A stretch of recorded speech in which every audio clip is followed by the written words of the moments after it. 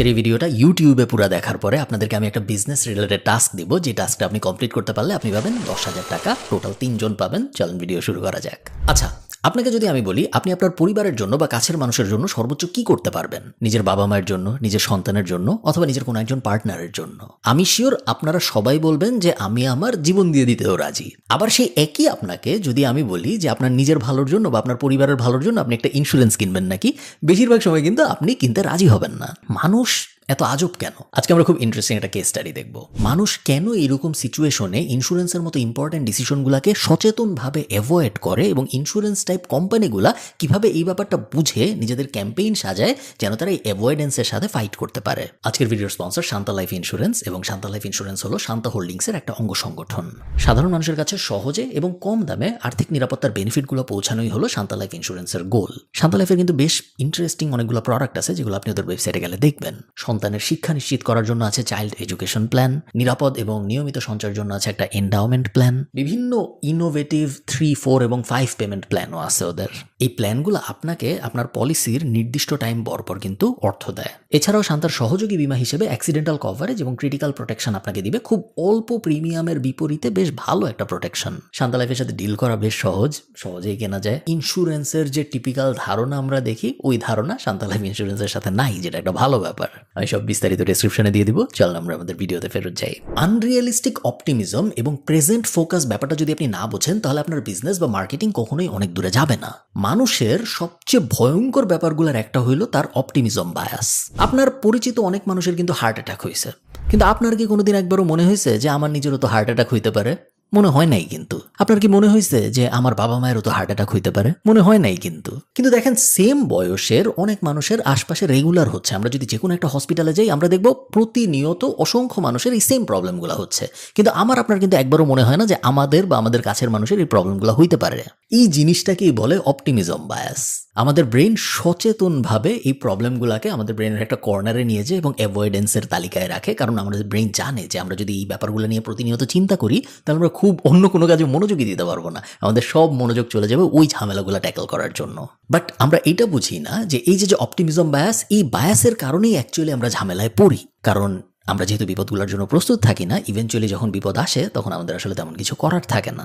Optimism বায়াসের খুব কাছাকাছি আরেকটা প্রবলেম আছে, যে প্রবলেমটাকে বলে প্রেজেন্ট ফোকাস প্রবলেম। আমি যদি আপনাকে বলি, ভাই আপনি আজকে 100 টাকা নেবেন নাকি আপনি 10 বছর পরে 1 লাখ টাকা নেবেন, বেশিরভাগ মানুষ, অবাক হইলেও সত্য কথা, অনেক স্টাডিতে এটা দেখা গেছে যে সবাই আজকেই 100 টাকা নিতে রাজি হবে, যেটাকে বলে প্রেজেন্ট ফোকাস প্রবলেম। আজকের দিনের একটা অ্যাচিভমেন্ট 10 বছর পরের আরো অনেক বড় একটা অ্যাচিভমেন্ট থেকে অনেক বেশি লোভনীয় লাগে, কারণ এটা খুব কাছাকাছি সময় হচ্ছে। এটাকে এখন যদি আপনি একটু উল্টা করে চিন্তা করেন, আজকে আমি একটা ইন্স্যুরেন্সের প্রিমিয়াম দিচ্ছি, আমার কোনো লাভই হইতেছে না। পরের মাসে আবার দিচ্ছি, তাও আমার কোনো লাভ হইতেছে না। এইভাবে কয়দিন চলবে? ডিলেড গ্র্যাটিফিকেশনের জন্য যেই ধৈর্য দরকার হয়, যে ডেডিকেশন দরকার হয়, এই ধৈর্য এবং ডেডিকেশন বেশিরভাগ মানুষ দিতে পারে না। এই সেম লজিকে, একদম এই এক্স্যাক্ট সেম লজিকে আপনি দেখবেন বিটকয়েনের দাম যখন বেশি থাকে তখন সবাই পাগলের মতো বিটকয়েন কিনতে চায়, কিন্তু দাম যখন কম থাকে তখন কেউই বিটকয়েন আবার কিনতে চায় না। এবং এটা স্টকের জন্য সত্যি, বন্ডের, সব কিছুর জন্য এটা সত্যি। যখন অ্যাকচুয়ালি মানুষের কেনা উচিত তখন কেউ এগুলো কিনতে চায় না, যখন অ্যাকচুয়ালি কেনা উচিত না, যখন ফিয়ারফুল হওয়া উচিত, তখন সবাই পাগলের মতো কিনে, কারণ তখন বাকি সবাই কিনতেছে। সেকেন্ড যে ব্যাপারটা আমাদের বুঝতে হবে একটা প্রপার বিজনেস এবং মার্কেটিং ক্যাম্পেইন সাজানোর জন্য, সেটা হলো লস অ্যাভার্সন ট্যাকটিক্স। আমি টাকা নিয়ে একটা ভিডিও বানিয়েছিলাম, আপনাদের অনেকের মনে আছে, যেখানে আমি আপনাদের দেখাইছিলাম যে 100 টাকা পেলে যত ভালো লাগে, 100 টাকা লস হইলে তার থেকে 2.5 গুণ বেশি কষ্ট লাগে। আমরা মানবজাতি হিসেবে সবসময় লস অ্যাভয়েড করতে চাই। ইন্স্যুরেন্স প্রোডাক্টটা জাস্ট এই প্রোডাক্টটার নেচারের কারণেই একটা লস টাইপ ফিল দেয় আমাদের। যেমন ধরেন, আমি আমার পার্সোনাল এক্সাম্পল দিয়ে আপনাদের বলি। আমার আয়ারল্যান্ডে হেলথ ইন্স্যুরেন্স আছে। আমি প্রত্যেক মাসে 49 ইউরো করে দিই, এবং গত 8 বছর ধরে প্রত্যেক মাসে আমি 49 ইউরো করে দিয়ে আসতেছি আমার হেলথ ইন্স্যুরেন্সের জন্য। গত 8 বছরে আমার কোনোদিন হসপিটালে যাওয়া লাগে নাই, আলহামদুলিল্লাহ। এখন কিন্তু গত 8 বছর কিন্তু প্রত্যেক মাসে আমি 49 ইউরো করে দিছি। এখন আপনি দেখেন, এই যে 4,700 ইউরো, অলমোস্ট 5,000 ইউরো আমি দিলাম গত 8 বছরে, এর পুরোটাই কি তাহলে একভাবে চিন্তা করলে লস না? আসলে লস না, কারণ এই জিনিস আমাকে খুব বড় একটা ঝামেলার থেকে বাঁচাবে, যদি ওই ঝামেলা হয়। বাট এই জিনিসটা আমাকে ফিল দেয় একটা লসের, কারণ এই জিনিসটা আসলে আমার লাগে নাই। যেহেতু আমরা বেশিরভাগ মানুষ লস ফিল করতে চাই না, এই কারণে বেশিরভাগ মানুষ ওইদিকে আগায় না। বাট যারা অনেক ডিসিপ্লিন, যারা একদম লং টার্মে চিন্তাভাবনা করে, তারা আবার ওইদিকে ঠিকই আগায়। সাইকোলজিতে মর্টালিটি অ্যাভয়েডেন্স বলে একটা বিষয় আছে, এবং আমার মতে যারা বিজনেস করতেছেন বা যারা মার্কেটিংয়ে আগ্রহী, তাদের সবার মর্টালিটি অ্যাভয়েডেন্সটা একদম মনোযোগ দিয়ে পড়া উচিত। দেখেন, আমরা সবাই জানি যে আমরা, আমাদের বাবা মা, আমাদের কাছের মানুষজন যাদের আমরা অনেক পছন্দ করি, আমরা কেউ একসময় আর পৃথিবীতে থাকবো না। এইটা মানে আমরা সবাই জানি এই ব্যাপারটা, যে একসময় এটা হবে। কিন্তু দেখেন, এটা ভেবে কি আমরা প্রত্যেক দিন কাঁদি যে আমাদের কাছের মানুষগুলো একসময় আর থাকবে না, বা আমি নিজেই একসময় হয়তো আর থাকবো না? আমরা কিন্তু প্রতিদিন কাঁদি না। আপনি একটু চিন্তা করেন, আপনাকে যদি কেউ বলে যে আপনার ফোনটা পরশুদিন কেউ একজন নিয়ে যাবে, বা আপনার গাড়িটা 1 মাস পরে একজন নিয়ে যাবে, আপনি আর চালাইতে পারবেন না, আপনি কিন্তু মন খারাপ করবেন। কেন? কারণ এই জিনিসটা, এটা আপনার একটু পছন্দ, এটা একজন নিয়ে যাবে পরশুদিন, সামনের ভবিষ্যতে আপনি বুঝছেন, আপনি তারপর ওই জিনিসটা আর পাবেন না, আপনার কষ্ট লাগতেছে, আপনার মন খারাপ করবেন। শিওর আমরা জানি যে আমরা থাকবো না, আমাদের আত্মীয় স্বজন থাকবে না, আমাদের কাছের মানুষজন থাকবে না, আমরা যা যা পছন্দ করি, যাদের যাদের পছন্দ করি, তাদের কেউ থাকবে না, আমি নিজেও থাকবো না। বাট তারপরেও আমরা মন খারাপ করি না, আমরা এই ব্যাপারটা নিয়ে ভাবিই না। গাড়ির থেকে তো কাছের মানুষজন আরও গুরুত্বপূর্ণ, মোবাইল থেকে তো কাছের মানুষজন আরও গুরুত্বপূর্ণ, গাড়ি আর একটা পাওয়া যাবে, বাট ওগুলো তো আর পাওয়া যাবে না, বাট তারপরেও আমরা ভাবি না। এই ব্যাপারটাকে বলে মর্টালিটি অ্যাভয়েডেন্স। আমাদের ব্রেন সচেতনভাবে আমাদের অসুখ বিসুখ, এই অ্যাঙ্গেলের জিনিসপত্র, নেগেটিভ অ্যাঙ্গেলের যত জিনিসপত্র আছে সেগুলো অ্যাভয়েড করায়। এখন দেখেন, ইন্স্যুরেন্স বিষয়টা যেহেতু ন্যাচারালি এইসব জিনিসপত্রের সাথে, অসুখ বিসুখের সাথে, হেলথ রিলেটেড ব্যাপার স্যাপারের সাথে, লাইফ রিলেটেড ব্যাপার স্যাপারের সাথে জড়িত, আমাদের ব্রেন যখন এগুলো আমাদের অ্যাভয়েড করাচ্ছে, ন্যাচারালি ইন্স্যুরেন্স রিলেটেড সব কিছু আমাদের অ্যাভয়েড করায় দিচ্ছে। আচ্ছা, প্রবলেমগুলো তো আমরা বুঝলাম। এখন আমরা আমাদের বিজনেস মাইন্ড এবং আমাদের মার্কেটিং মাইন্ড ব্যবহার করে অ্যানালাইজ করার চেষ্টা করব বিভিন্ন কোম্পানি কিভাবে এই প্রবলেমগুলোকে ট্যাকল করছে এবং নিজেদের মার্কেটিং স্ট্র্যাটেজি সাজাইছে। প্রথম কেস স্টাডিটা হইল গিয়ে নিউজিল্যান্ডের। পার্টনার্স লাইফ নামে একটা কোম্পানি আছে, নিউজিল্যান্ডের ইন্স্যুরেন্স কোম্পানি, এবং ওরা একসময় দেখলো যে নিউজিল্যান্ডের যত জনগণ আছে তাদের মধ্যে মাত্র 29% ইন্স্যুরেন্স আছে। নিউজিল্যান্ডের কেউ ওই সময় ইন্স্যুরেন্স কিনতে চাইতো না, এবং আমি এতক্ষণ আপনাদের যে কারণগুলো বললাম, এক্স্যাক্টলি ওই কারণগুলোর কারণেই তারা ইন্স্যুরেন্স কিনতে আগ্রহী ছিল না। তো এই কোম্পানিটা একটা ক্যাম্পেইন পাবলিশ করে, যে ক্যাম্পেইনটার নাম দেওয়া হয় দ্য লাস্ট পারফরমেন্স। নিউজিল্যান্ডে টিভিতে ওই সময় একটা জনপ্রিয় ক্রাইম শো হইতো, এবং এই কোম্পানিটা ওই ক্রাইম শোর সাথে একটা পার্টনারশিপে যায়। যখনই ওই ক্রাইম শোতে কেউ মারা যাইতো, ধরেন এপিসোড হচ্ছে, এপিসোডের ভিতরে একটা মানুষ মারা গেছে, যেহেতু ক্রাইম শো প্রায় এরকম খুনাখুনি হইতো, মারা যাওয়ার পরে ওই ক্রাইম শোরই লাস্টে ওই যে মানুষ মারা গেছে সে আবার বেঁচে উঠতো, এবং সে তারপর ক্যামেরার দিকে তাকায় কথা বলতো। কি বলতো জানেন? বলতো যে হ্যাঁ, আমি তো এপিসোডে মরে গেলাম, বাট আমার তো ইন্স্যুরেন্স নাই। যদি আমার ইন্স্যুরেন্স থাকতো তাহলে আজকে আমি মরে যাওয়ার পরে আমার বাচ্চা ভালো থাকতো, আমার হাজব্যান্ড ভালো থাকতো, আমার ওয়াইফ ভালো থাকতো, বাবা মা ভালো থাকতো, ইত্যাদি ইত্যাদি। পুরো জিনিসটা একটা কমেডি অ্যাঙ্গেলে অ্যাপ্রোচ করা হয় পুরো ক্যাম্পেইনটা। ইন্স্যুরেন্স নেওয়ার প্রবণতা 29% থেকে 75%-এ চলে যায়।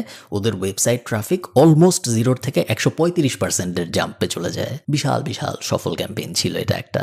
আরেকটা মজার ক্যাম্পেইন আমি আপনাদের বলি। 2016 সালে আমেরিকার স্টাডি এটা। একটা রিসার্চে দেখা যায় যে যদি মানুষ তাদের অ্যানুয়াল হেলথ চেক আপ করে আমেরিকায়, তাহলে শুধুমাত্র অ্যানুয়াল হেলথ চেক আপ করার কারণেই 1 লাখের বেশি মৃত্যু প্রিভেন্ট করা সম্ভব। কেমনে? কারণ অনেক অসুখ আছে যেগুলো বডির ভিতরে সুপ্ত অবস্থায় থাকে, এবং শুধুমাত্র হেলথ চেক আপে গেলেই বোঝা যায়, নাহলে এমনিতে তেমন কোনো সমস্যা হয় না, এবং যতদিন ওই সমস্যা ধরা পড়ে ততদিন অনেক বেশি দেরি হয়ে যায় এবং আর কিছু করার থাকে না। কিন্তু প্রবলেম যেটা, সেটা হলো আমি এখন পুরা সুস্থ, আমি হেলথ চেক আপে কেন যাবো? এবং বেশিরভাগ মানুষ যাইতো না হেলথ চেক আপ করতে। সিগনা নামে একটা ইন্স্যুরেন্স কোম্পানি ছিল। এই ইন্স্যুরেন্স কোম্পানি একটা খুব ইন্টারেস্টিং ক্যাম্পেইন পাবলিশ করে। এই প্রচারণাটার নাম ছিল হলো টিভি ডক্টরস অফ আমেরিকা। আমেরিকায় ওই সময় যত টিভি শো ছিল, যেসব টিভি শোতে জনপ্রিয় ডাক্তার ক্যারেক্টার ছিল, সবাইকে আনা হয় এই ক্যাম্পেইনের জন্য। সবার কাজ কি? সবাই ক্যামেরার দিকে তাকায় বলবে যে আমি রিয়েল ডাক্তার না। আপনার উচিত রিয়েল ডাক্তার দেখানো, এবং প্রত্যেক বছর মিনিমাম একবার আপনার হেলথ চেক আপ করা উচিত। হাউজের লিসা, গ্রেজ অ্যানাটমির প্যাট্রিক সহ অনেক জনপ্রিয় টিভি ডাক্তার, যারা বিভিন্ন ক্যারেক্টার ডাক্তারের, তারা এই ক্যাম্পেইনে পার্টিসিপেট করে। বলা হয় শুধুমাত্র এই প্রচারণাটার কারণে বছরে 7,000-এর বেশি ডেথ কমছে, মৃত্যু কমছে।